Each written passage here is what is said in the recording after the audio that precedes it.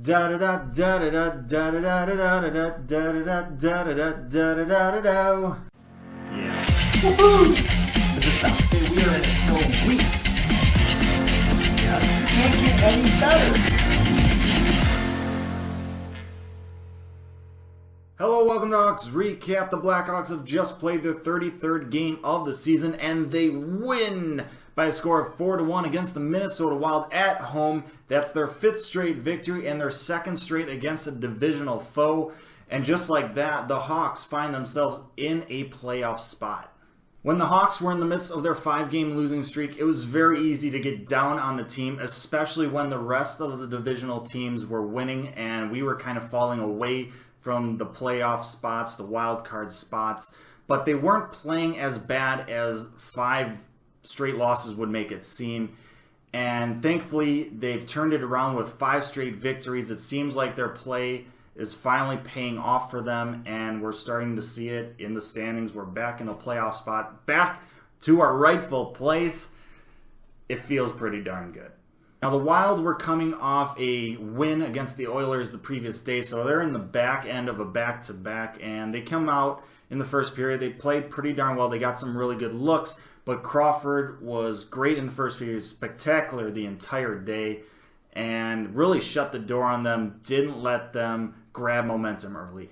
Then with about 9 minutes left in the first frame, Blackhawks on the rush. Kane gets it over to Schmaltz on the left side. He is going. He pulls up and then fires it right back over to Kane, who's waiting at the dot. One-timer into the back of the net.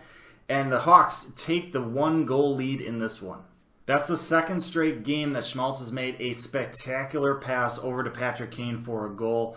Shades of last year for sure. We miss Breadman, but Schmaltz is really stepping in and filling those shoes pretty darn well.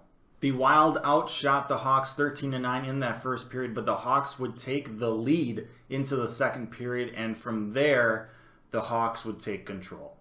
And it seemed the Hawks took that control from an unlikely source, and that was their power play. They had some really good looks.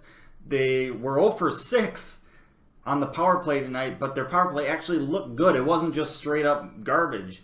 They had 3 power plays in the second period alone. The Wild were very, very undisciplined in this game, and it definitely cost them. But the Hawks, even though they don't score, they gain some momentum from these power plays. The second power play in the second period, they had like 9 shots on. That was nuts. I have no idea how they didn't score. They had so many great chances, but it was something that really gave them some strength and momentum throughout this game. Now, even though the Hawks did not score on the power play, they did extend their lead in the second period when Osterley makes a gorgeous 150-foot pass to Patrick Kane coming off the bench, and he is all alone on a breakaway. Where is he going to go, Feifel? 2-0 Hawks. Patrick Kane with his 2nd goal of the game. He is all alone, 5th place all time in Blackhawks history for goals. Congrats to him. Going back to the pass though, that was dunking Keith-like. Osterley has played pretty darn well coming back into lineup with Franzen and Ruda out of the lineup with injuries. Those 2 guys might be coming back for our next game. I do not envy the coaches. We have 8 quality defensemen. We don't, and not like elite defensemen, but like quality NHL level defensemen, and we can only play 6 of them. It's a good problem to have, but I mean, who do you sit? Who do you sit? All of them have really made a case to play. In fact, that's my question to you. If everyone's available to play in the next game, what's the lineup? What's your lineup? Defense-wise. I want to know down below. Thanks to the power play and general great play from the Hawks, the Blackhawks outshoot the Wild 22-6 in that middle frame. I'm pretty sure, now I'm going off memory here, I'm pretty sure that's the Hawks' most shots in a period this season. They didn't score 3 or 5 goals, and they only got 1 goal in this period, but man, that was a good period. The Hawks take a 2-goal lead into the third period, but you know as well as I do that there is a lot of hockey left to be played still. And even though the Hawks are dominating play right now, and they dominated the second period, One quick goal from the Wild, and they're right back in it.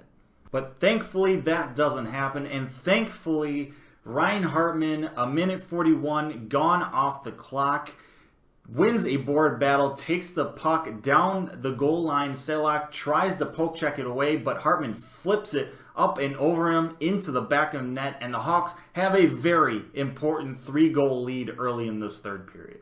Unfortunately, the Wild would get that goal right back with a Dumba shot from the point 6 minutes into the third period.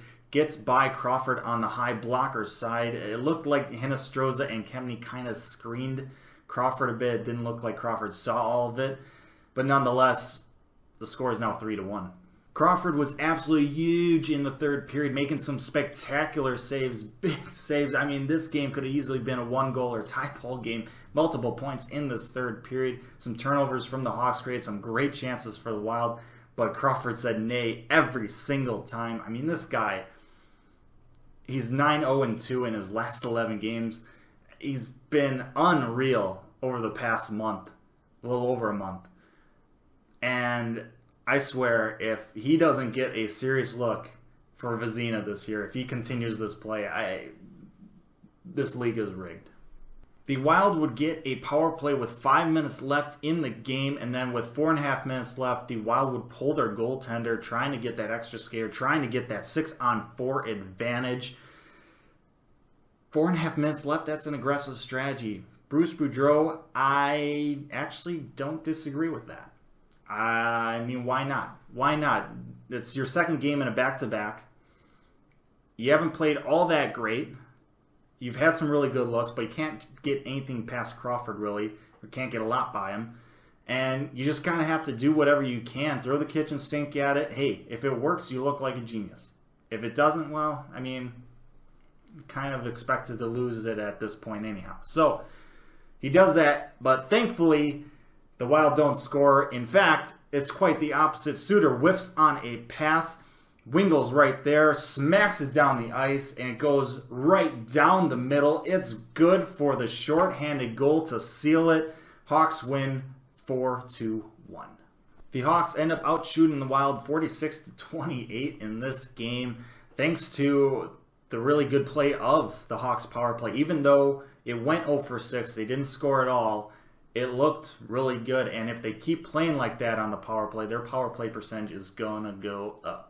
Up next for the Hawks, they go on the road to play the Dallas Stars. That'll be their third and final straight game here against divisional opponents. That'll also kick off a 6-game road trip for the Hawks, with Christmas break kind of right in the middle of that. But a win there would extend the winning streak to 6 games. It would extend the winning streak against divisional foes to 3 games, and quite frankly would just be lovely. Thanks for watching this episode of Hawks Recap. I really hope you enjoyed it. Let me know your thoughts on the game and the team's performance down in the comment section below. Also, let me know what you think the defensive lineup should be if everyone is available to play against Dallas in this next game. Like, share, subscribe. If you do that, you're awesome. If you don't, you're still awesome. But most importantly, as always, stay safe, make good decisions, and I'll see you next time.